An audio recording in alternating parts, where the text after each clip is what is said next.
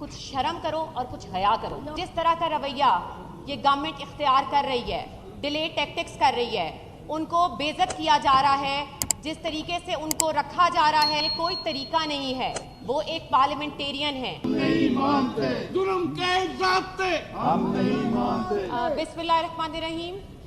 आज जैसे कि आपने देखा कि हाँ, एक नेक्स्ट डे की पेशी इन्होंने दे दी है क्योंकि आईओ साहब इधर मौजूद नहीं थे।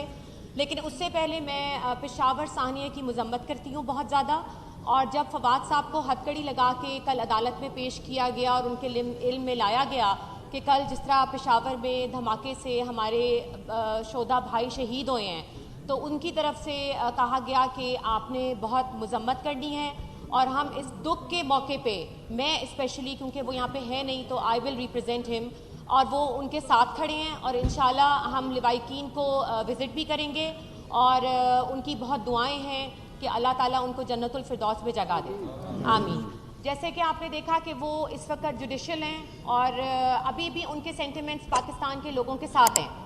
और जिस तरह का रवैया ये गवर्नमेंट इख्तियार कर रही है, डिले टैक्टिक्स कर रही है, उनको बेइज्जत किया जा रहा है, जिस तरीके से उनको रखा जा रहा है, जुडिशल किया जा रहा है, ये कोई तरीका नहीं है।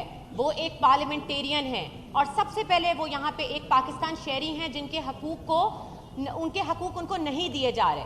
मगर कल पेशी दी है, हम लड़ेंगे। और मैं सिर्फ ये कहना चाहूँगी इन लोगों को, मैं नाम किसी का नहीं लूँगी, जो लोग इनको डिले कर रहे हैं, कुछ शर्म करो और कुछ हया करो। शर्म करो, हया करो, शर्म करो, हया करो। फवाद तेरे जानिसार।